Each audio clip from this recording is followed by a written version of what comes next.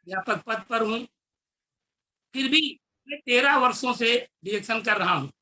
मेरी joining direction में 8 सितंबर 2009 को हुई और मैं अपने स्वास्थ्य को लेकर के डिरेक्शन में आया, क्योंकि आलस्य था। हमको जो है सैलरी तो मिल ही रही थी, लेकिन हमको गैस की बहुत बड़ी समस्या थी, पाइल्स की समस्या थी। और जब मैं जान पाया गैनोडर्मा ऐसा हर्ब है जो होल बॉडी को क्योर कर सकता है, होल बॉडी को निरोग रख सकता है, तो हमने इसको अपनाया। और 8 सितंबर 2009 से मित्रों आज तक अनवरत। सबसे खास बात यह है कि मैं 1000 पीबी से शुरू किया था, कभी भी 1000 पीबी से कम नहीं हुई। 1000, 1500, 2000 पीबी होते होते आज की तारीख में मैं गत कई वर्षों से 3500 पीबी तो पहली तारीख हुई कटा देता हूँ। बाकी जो प्रोडक्ट कम पड़ता है यूज करने में, उसको 4 से 5000 पीबी पर मंथ हमारी जाती है। इस प्रकार से हम आपको ये बताना चाहेंगे कि क्यों मैं डिरेक्शन करना शुरू। आज मैं डिरेक्शन क्यों कर रहा हूँ, तो why I do direction today. हम आज डिरेक्शन क्यों कर रहे हैं मित्रों, ये एक ऐसा बेहतरीन प्लेटफॉर्म है डिरेक्शन, जहां पर हमको हेल्थ, वेल्थ, हैप्पीनेस यानी दुनिया की सब कुछ जितनी भी हमारे जीवन की आवश्यकताएं हैं वो सब डिरेक्शन के एक ही बेहतरीन प्लेटफॉर्म पर मिल रहे हैं। तो ऐसे में हम डिरेक्शन क्यों चुने। बहुत सारी मल्टी जो है कि लेवल मार्केटिंग से बहुत डायरेक्ट सेलिंग कंपनियां हैं, लेकिन हम डिरेक्शन ही क्यों चुने, इस पर मैं फोकस करूंगा कि हेल्थ, वेल्थ, हैप्पीनेस के साथ साथ बहुत सारी कंपनियां आई हैं जो हेल्थ, वेल्थ, हैप्पीनेस का नारा वो भी लगाती है, लेकिन हमारा वन मार्केट जो कॉन्सेप्ट है इतना बेहतरीन ये प्रोडक्ट है।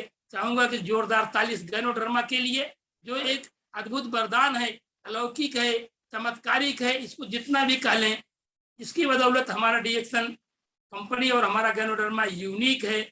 और कोई भी कंपनी जब हम ज्वाइन करते हैं उसमें कुछ खास बातें होती हैं। तो मैं डिरेक्शन ही क्यों कर रहा हूँ, मैंने बताया कि मैं इसके प्रोडक्ट को कंजेक्ट किया।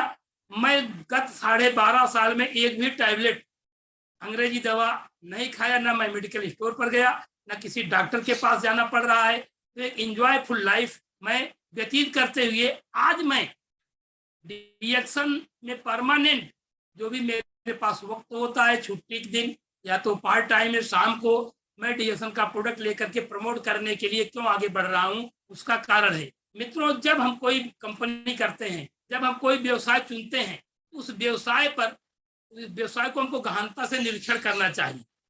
हम जब भी कोई व्यवसाय चुने, हम देखें कि कंपनी क्या है, कंपनी का बेस क्या है और कंपनी कितने दिन की है। तो अगर आइए, तो डिरेक्शन कंपनी हमारी 1993 में इसकी स्थापना हुई और मित्रों ये 29वां वर्ष चल रहा है। अगले साल कंपनी का 30 वर्ष होने जा रहा है और 30 वर्ष पर ही मलेशिया विजन जो चल रहा है, जो इस समय क्वालिफिकेशन के लिए टारगेट मिला हुआ है, हमारे जो भी मित्र लगे हुए हैं वे 30वीं सालगिरह जो है कि मलेशिया में कंपनी का मनाने जा रहे हैं। यानी हमारी कंपनी 30 साल, 29 साल की हो गई, 30वां साल चल रहा है।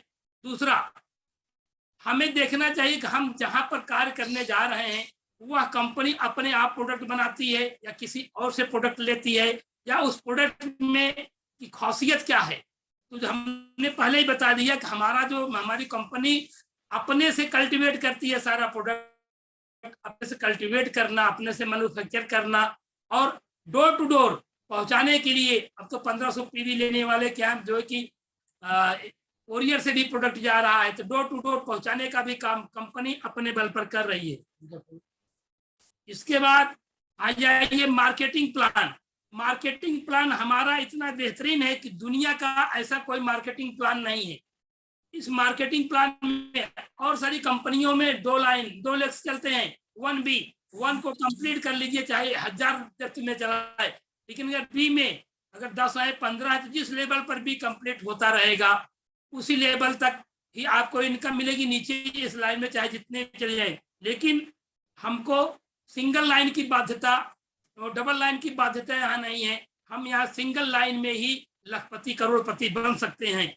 साथ साथ में रियलिटी, हमारे दमदारी, हमारे कंपनी में, हमारे प्रोडक्ट में इतनी दमदारी है, इतनी रियलिटी है, वास्तव में जो इसको कंटिन्यू यूज करेगा, जो इस पर विश्वास करेगा, अपने भी सपने को पूरा करेगा। और IDSO से एक प्रूव्ड है, इंडियन डायरेक्ट सेलिंग ऑर्गेनाइजेशन से ये जो है कि रजिस्टर्ड है। और सबसे बेहतरीन पॉइंट क्या है, FOM, free of cost meeting. इसमें हमेशा RBC के माध्यम से और तमाम जूम चैनल्स हैं उनके माध्यम से, सेमिनार के माध्यम से हम फ्री ऑफ कास्ट मीटिंग देख रहे हैं। और एक ये तो RBC चैनल हमारा, और हम कहेंगे कि हमारे अशोक सर द्वारा ये नियमित 12 महीने ये जो चैनल चल रहा है, ये हमको फ्री ऑफ कास्ट जो है कि हमेशा मोटिवेट कर रहे हैं, हमेशा ट्रेंड कर रहे हैं, जिसकी बदौलत हम DXN को चुने और आज हम DXN को कर रहे हैं। उसका साथ साथ में इसमें जो इनकम होगी वो पीढ़ी दर पीढ़ी होगी, यानी हम आजादी जो है कि आर्थिक रूप से आजादी पाने के लिए और अपने पीढ़ी दर पीढ़ी अपने लोगों को आजाद करने के लिए, आर्थिक रूप से स्वतंत्र करने के लिए हम DXN कर रहे हैं। मित्रों, अब प्रश्न आता है मैं DXN क्यों किया, लगभग आपको समझ में आ गया होगा। आप लोग DXN क्यों कर रहे हैं, आप इतना सोचें। मैं आर्थिक रूप से स्वतंत्र होकर के पीढ़ी दर पीढ़ी अपने परिवार को, आने वाली पीढ़ियों को आर्थिक आजादी दिलाने के लिए, मैं टीचर होकर के भी लगभग समथिंग मिलीनियर, मैं टीचर वेतन से भी मिलीनियर हूँ, फिर भी मैं DXN प्रतिदिन जो भी टाइम मिल रहा है, मेरा करने का मोटो यही है। दूसरा है हाउ डू DXN, हम DXN कैसे करें। अब यहाँ पर हमको नोट करने की बात है कि हम DXN कैसे करें। अगर हम DXN में आए हैं, पहला काम है DXN सेल्फ से करें, अपना मान करके करें, या किसी को कोई कंपनी ना माने, सीनियर या किसी का भार ना माने, इसे अपना मान करें। जो व्यक्ति DXN को अपना मान लिया, जिसने अपना किया, उसका सारा सपना पूरा हुआ।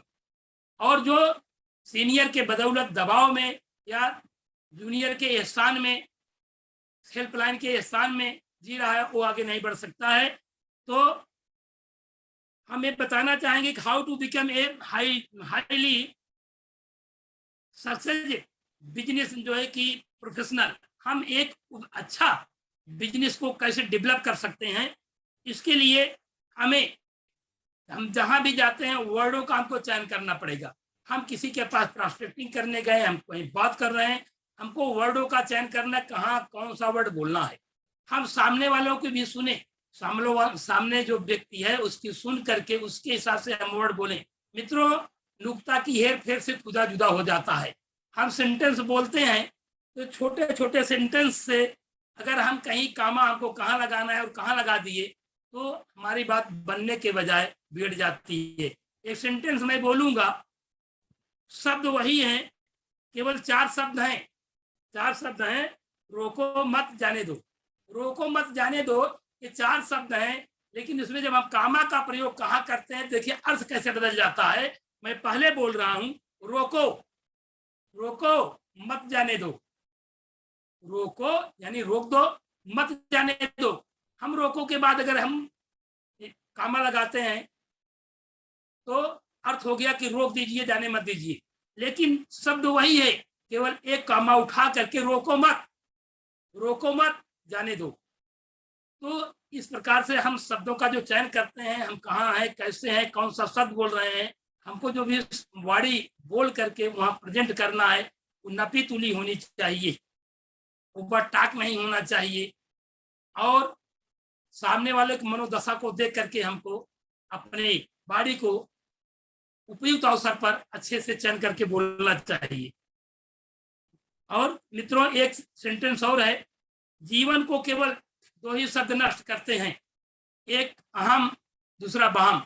अगर हमको अहंकार हो गया, हम बहुत ज्ञाता हैं, हम DXN में बहुत पंडित हैं, हम डबल डायमंड हैं, ट्रिपल डायमंड हैं, अगर अंदर से ये अहम आ गया तो निश्चित है कि आपका ज्ञान कम हो जाएगा। अहंकार ही ईश्वर या प्रकृति का आहार माना जाता है। और वहम, कोई भरमा दिया आपको, कोई भरमा दिया फला आपको ऐसे कर रहे थे, फला ऐसे कर रहे थे, ये ऐसे, तो अगर आप वहम में पड़ेंगे तब भी कुंठा के शिकार हो जाएंगे, आगे नहीं बढ़ पाएंगे।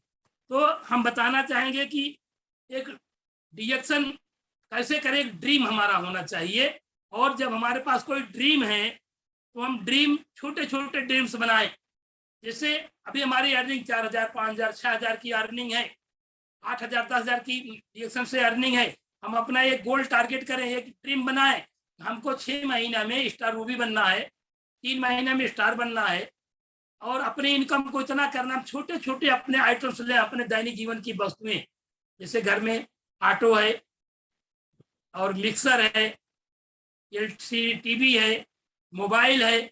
ऐसे 6-6 महीने पर एक एक टारगेट हम करके इसको हम प्राप्त करते रहेंगे, हमारा मनोबल भी बढ़ता रहेगा। और सामने हम इन चीजों को अगर हम अचीव करते रहते हैं, हमारा जो अंदर से उत्साह बढ़ता रहता है, और हम आगे दिन पर दिन आगे बढ़ते जाते हैं। तो सबसे मुख्य बात है, अगर हम अपना विजन क्लियर करते हैं तो हमको एक डायरी बनानी पड़ेगी।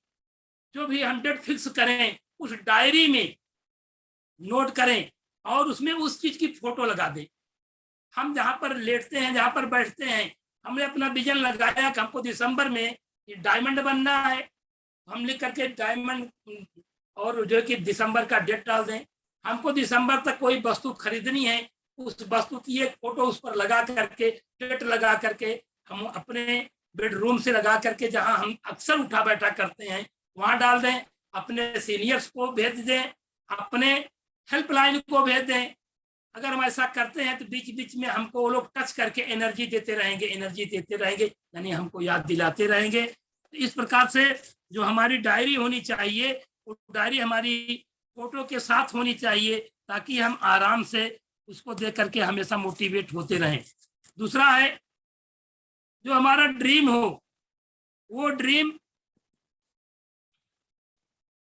डॉक्टर एपी अब्दुल कलाम कहते हैं कि dream not that you see in the sleep. हम जो सोते हुए सपना देखते हैं वो सपना सपना नहीं होता है। और dream something that does not let you sleep, सपना वो सपना होता है जो हमें सोने नहीं देता। आज अभी हम आपको बताएंगे, विश्वास नहीं होगा। हमको लगा रात में मैं मीटिंग दे रहा हूँ, मीटिंग की सारी तैयारी कर रहा हूँ, मैं 1 बजे से 2 बजे 3, बीच बीच में कई बार मेरी आंखें खुली, आज हमको मीटिंग देना है। यानी वो चीज हम जो हमको सोने ना दे। आप कोई विजन बनाइए और उस विजन में इतने मस्त हो जाइए कि रात में कई बार उस काम को करते रहिए, आप सपने में भी, और सपना इतना बार आए कि आपकी नींद टूटती रहे। तो निश्चित है इसका मतलब है कि आप अपने सही पथ पर हैं और आप अपने विजन को प्राप्त कर जाएंगे। और घोड़ा बेचकर सोने जैसी अगर नींद आ रही है, कोई जगाए तब जगेंगे, तो आपका विजन जो डेट निश्चित है उस निश्चित डेट पर आपका विजन पूरा होना संभव है। आगे है, everything created twice in this world. कोई भी वस्तु इस दुनिया में 2 बार बनती है। एक बार हमारे माइंड में, और दूसरी बार सेकंड टाइम रियल बनती है। बहुत लोगों से प्रश्न किया जाता है कि ताजमहल कितनी बार बना। बहुत लोग कहेंगे 1 बार, लेकिन यहाँ समझने की बात है, कोई भी, चाहे आपका मकान हो, चाहे ताजमहल हो, ताजमहल कितनी बार बना? 2 बार बना।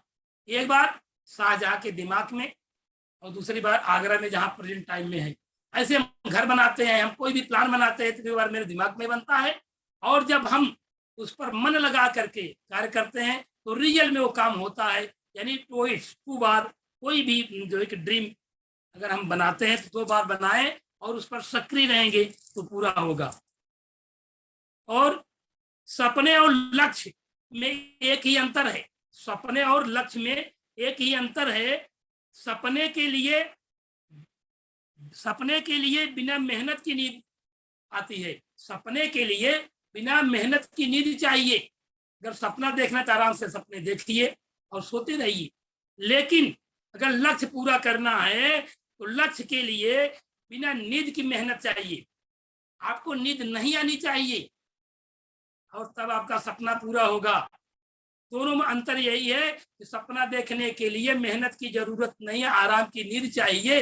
लेकिन अगर लक्ष्य पूरा है, लक्ष्य पूरा करना है, तो हमको नींद नहीं आनी चाहिए, हमको जो है कि नींद में भी मेहनत करने की जरूरत होती है। और हमारा जो प्लान होना चाहिए, हमने जो कहा विजन बनाई, उसमें 3 महीने, 6 महीने, 1 साल, 2 साल, 5 साल, 5 साल से लंबा कोई टारगेट हमको नहीं लेना है। जब वहां तक अचीव कर ले तब आगे हमको बढ़ने। और साथ साथ में हम जब भी हमको एक चीज से बचना है, ये एक बहुत बड़ा ब्रेकर है। सबसे बड़ा ब्रेकर क्या है? क्या कहेंगे लोग, क्या कहेंगे लोग। दुनिया में सबसे बड़ा रोग है क्या कहेंगे लोग। इसके लिए आप लोग अक्सर एक कहानी सुना करते हैं। एक व्यक्ति, पिता पुत्र दोनों जा रहे थे और साथ में उनके पास एक घोड़ा था, और घोड़ा बहुत प्रौढ़ नहीं था। पिता ने सोचा कि बेटा भी 15 साल का है, 18 साल का बेटा बैठ जाए, मैं पैदल चल रहा हूँ। बेटा बैठ गया, पिता पैदल चल रहा है। एक गांव में गए, उस गांव में कुछ लोग हंसने लगे, देखिए गजब जमाना आ गया, गजब कलयुग आ गया। बाप जो है, पिता यानी पैदल चल रहा है, बेटा बैठा है। तो ये लोग आगे गए गांव डाके, तो बेटा उतर गया, अब पिता बैठ गया। फिर उस गांव के लोग कहे देखिए ये भी पिता हैं, बेटा पैदल चल रहा है, जो घोड़े पर बैठकर जा रहे हैं। तो इनको बड़ा असहज लगा। और अगले गांव में जब गए तो दोनों लोग बैठ गए। जब दोनों लोग बैठ गए तब फिर उस गांव के लोग कहे अजीब बात है, एक बच्चा सा घोड़ा, बहुत मजबूत नहीं, इस पर दो दो लोग लदे हुए हैं, तो शर्म नहीं आती। वो दोनों लोग उतर गए, अगले गांव में गए, घोड़ा लेकर के पैदल जा रहे थे। वहां तो उनको और सुनने को मिला, वाह क्या बेवकूफ लोग है, अरे घोड़ा है साथ में फिर भी दोनों पैदल जा रहे हैं। कुल मिला करके लोग क्या कह रहे हैं उसके ढंग से वो लोगों ने हर प्रकार से चलने का प्रयास किया, लेकिन समाज के लोग चलने नहीं दिए। तो जब जो व्यक्ति इस रोग को छोड़ दिया, इस रोग को जिसने छोड़ दिया, वह व्यक्ति आज अपने विजन को प्राप्त कर गया है, और अपने विजन को उसको दिक्कत नहीं आई। अब हम बताएंगे कि हम किसी लक्ष्य को पूरा करने तो उसके लिए करें क्या। सबसे पहले हमको रिएक्शन करना है, हमको लिस्ट बनानी है। लिस्ट बनाएंगे, अगर हमारे पास लिस्ट है। हमारा सबसे बड़ा मिस्टेक है कि हम लिस्ट नहीं बनाते हैं। अगर हम लिस्ट नहीं बनाएंगे तब क्या होगा, no list no call.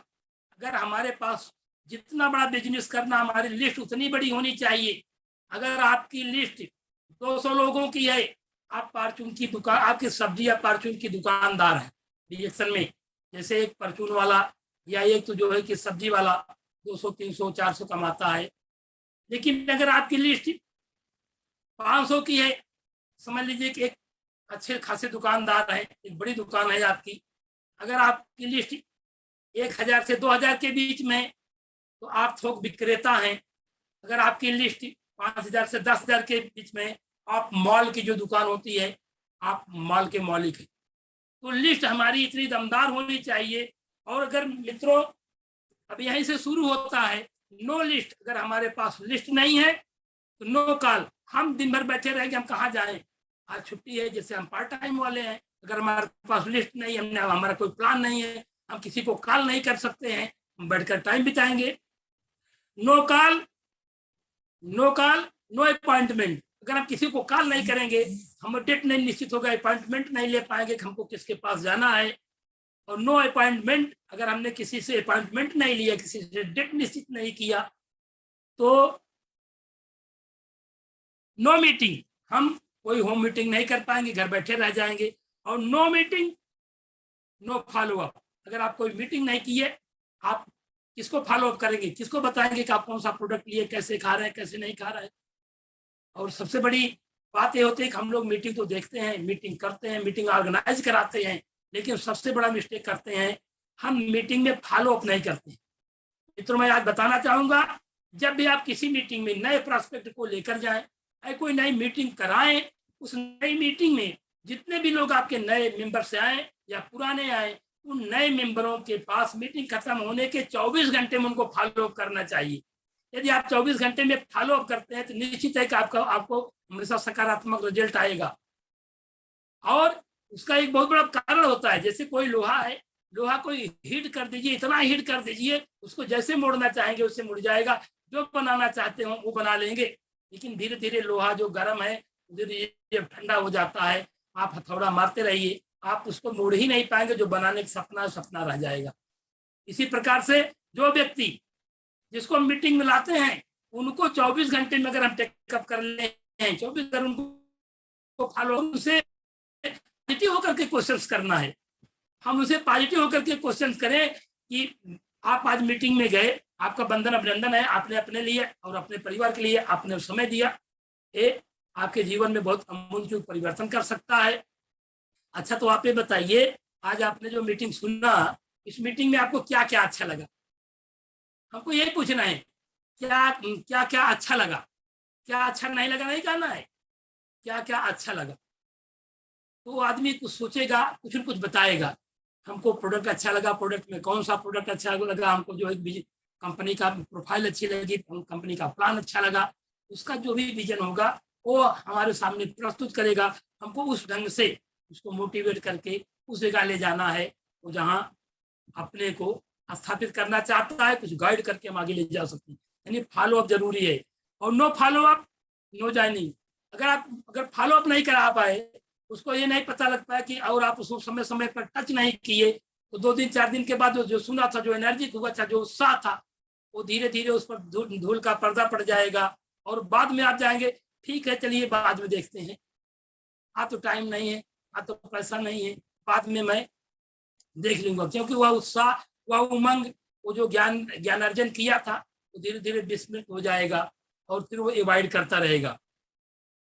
No joining, और जब नो ज्वाइनिंग तो नो सेल, आपके प्रोडक्ट का सेल नहीं होगा। और जो नो सेल तो नो बिजनेस, नो सेल तो नो बिजनेस, आपका बिजनेस नहीं होगा, आपकी पीवी नहीं जाएगी। डीएक्शन में कोई क्राउन एम्बेसडर भले हो जाए, अपना अंतिम विजन क्राउन एम्बेसडर पूर्ण कर ले, यदि उसके नीचे पीवी नहीं जा रही है तो नो पीवी नो पैसा, नो बिजनेस, और नो बिजनेस नो सक्सेस। आप तब सक्सेस नहीं होंगे। ये प्लान है। इस प्लान को देखते हुए हमको जो लिस्ट बनानी है, अनिवार्य लिस्ट बनाए, और जो हम लिस्ट बनाएंगे 2 टाइप की लिस्ट बनाएंगे। 2 प्रकार की लिस्ट बनाना है। और हमारी जो फर्स्ट लिस्ट होनी चाहिए, first list non person. Non person की लिस्ट में एक वर्ड है फ्रेंड्स। फ्रेंड में जितने भी अक्षर हैं, जो 6 अक्षर हैं फ्रेंड में, वो 6 अक्षर को अगर परिभाषित कर लें, ये हमारे नॉन पर्सन में आएंगे। अब थोड़ा सा हम उसको कैटेगराइज करेंगे। फ्रेंड में पहला एफ है, एफ से फ्रेंड, यानी फ्रेंड से मित्र। हमारे मित्र जितने भी हों, हम उनका नाम लिखें, उनको लिस्ट में डालें। दूसरा है आर से रिलेटिव। रिलेटिव माने संबंधी, रिश्तेदार। हमारे जितने भी रिश्तेदार हैं, फूफा, नाना, सार, बहनोई, मौसिया, जितने भी आप जानते हो, और रिलेशन के रिलेशन भी होते हैं। बाद में हम लोग एक रिश्तेदार के यहाँ जाते हैं, दूसरा रिश्तेदार मिलता है, परिचय हो जाता है, फिर उनके यहाँ भी निमंत्रण वगैरह होने लगता है। ऐसे सारे जो हमारे रिलेटिव्स हैं, हम उनको उनकी एक सूची बनाए, उनका मोबाइल नंबर लें, जब भी मिले उनका मोबाइल नंबर नोट करते रहें। आई से होता है इंस्टीट्यूशन। इंस्टीट्यूशन माने संस्थाएं। हम जहाँ काम करते हैं, जिस फैक्ट्री में काम करते हैं, जिस विद्यालय में काम करते हैं, हम किसी हॉस्पिटल में जाते हैं, वहां भी हमको डॉक्टर से परिचित होता है, कोर्ट कचहरी में जज वकील हैं, यानी जितनी भी संस्थाएं हैं, उन संस्थाओं में जो भी हमारे परिचित होते हैं, उनसे हम अच्छा बिहेव करें, और उनके नाम को, उनके मोबाइल नंबर को अपने लिस्ट में हम उसको अंकित करते रहें। और चौथा अक्षर है ई मीन्स इम्प्लाइज। इम्प्लाइज में भी, जैसे हम एक इम्प्लाई हैं, बेसिक टीचर में है, बेसिक शिक्षा एजुकेशन टीचर है, ऐसे भी आप भी जहाँ जाते हैं, कोई डॉक्टर मिलेगा, कोई इंजीनियर मिलेगा, कोई जो है कि लेखपाल, सेक्रेटरी, यानी कोई भी इम्प्लाई मिलता है जो हमारे दैनिक जीवन में अक्सर मिला करते हैं, हमसे संबंधित हैं, उनका नाम, मोबाइल नंबर ले और उनकी भी एक सूची बनाए। 5वां अक्षर है नेबर्स। नेबर्स मीन्स पड़ोसी। हम अपने पड़ोसियों को तो जानते हैं, लिस्ट में डाल लें, लेकिन हमारे कुछ और पड़ोसी होते हैं। हमारे कुछ पड़ोसी से, जैसे हम जहाँ जॉब कर रहे हैं, जिस गांव में जॉब कर रहे हैं, वहाँ अगल बगल के लोग भी, स्कूल के अगल बगल के लोग हैं, वो लोग भी हमसे परिचित हो जाते हैं और उनका भी है, भी हमको एक पड़ोसी जैसे मिलने लगता है, तो उनको भी हम नेबर की लिस्ट में डालें और उस लिस्ट को, नेबर की एक बड़ी सी लिस्ट होगी, हम उनसे अच्छा खासा व्यवहार बनाएं, उनको भी समय पर जो है कि उनसे अपॉइंटमेंट लें, जब उनके पास टाइम हो हम उनको भी केयर करें। और 6वां अक्षर है डी। डी से होता है डीलर। बहुत सारे डीलर्स आपको मिलेंगे, बड़े बड़े फर्म्स हैं, उन फर्म जो तमाम सप्लायर्स हैं, उन डीलरों के, अगर उन डीलर हमारे संपर्क में आते हैं, वो तो